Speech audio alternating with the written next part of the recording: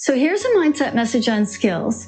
You need them to get the job, and you don't get them from training. Why not?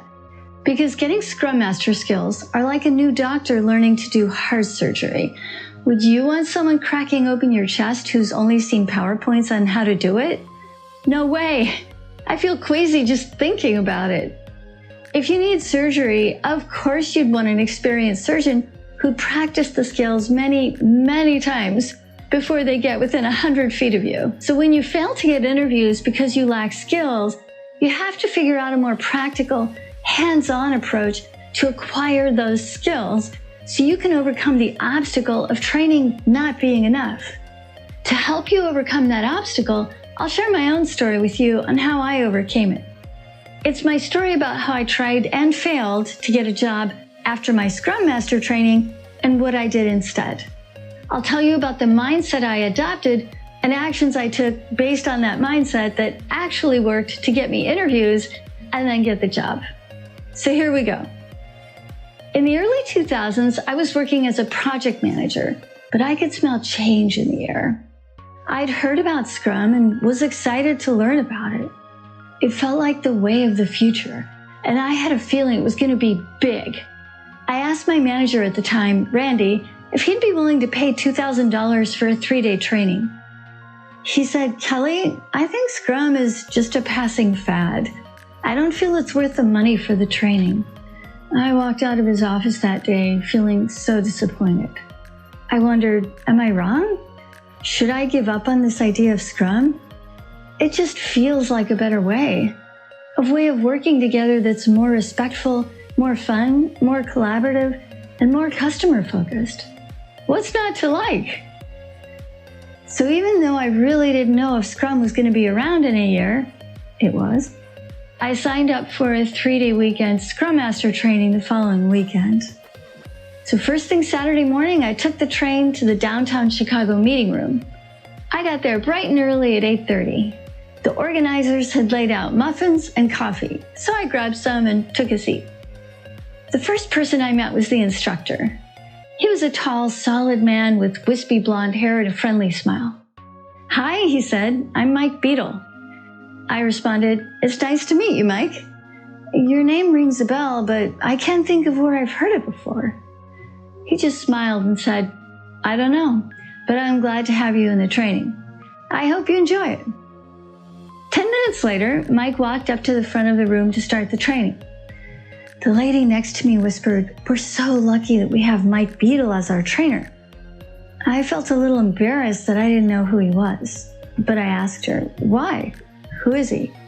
She looked at me, surprised. He's one of the authors of the Agile Manifesto. The light bulb went on in my brain. I said, oh, we are lucky. So Mike proceeded to deliver the training, which was mostly him standing up in front and explaining Agile. He even took us out to lunch on that first day in his fancy new car. At the end of the training, I walked up to Mike and said, thank you so much for the training, Mike. I'm excited to start work as a Scrum Master. We shook hands and off I went to grab the train back home. But back at my desk the next morning, I felt bewildered. Where to even start? I decided to pick a piece of what I learned and try it out at a meeting that day. The piece I chose was the retrospective because it seemed easy. I opened my mouth to try it, but then I realized I didn't even know where to start. I had a vague idea that the retrospective was about figuring out how we did and what to change. The only problem was I really didn't know how to get started or how to frame it. But I decided to take a risk and try it anyway. In my next meeting, I took a deep breath, then asked the group, so how are we doing so far? They just gave me these really confused looks. And my colleague Gary said, that's what we're looking at in the status report up on the screen. I felt kind of dumb and said, okay. In that embarrassing moment, I realized that I had concepts and theory from training, but I was missing ways to apply those concepts, even though I'd had one of the best trainers on the planet. It's just that training alone was nowhere near sufficient to give me the skills to actually practice Scrum Mastery. Or to use our surgery parallel, I tried to do surgery without practicing it first on a dummy or a corpse, which I think surgeons do. I needed a practice mindset. I thought to myself, okay, training was a great start, but how do I apply my new mindset? What's a safe environment to try practicing and making mistakes? Easy. Meetups. I started attending more agile meetups and volunteered my time to help them organize events. I used those events as chances to practice skills like creating a backlog, refining it, sprint planning the daily stand-up, the sprint review, and the retro. I wasn't very good at those skills in the beginning. Nobody is. That's completely normal for a beginner.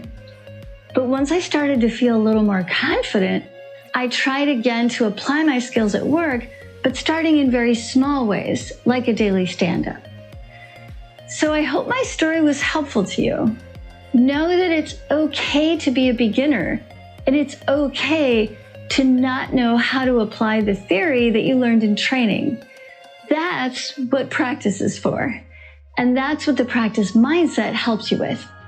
With consistent practice, you'll gradually become confident and competent on the skills you need to get that interview and snag that job. You can do this, Scrum Masters.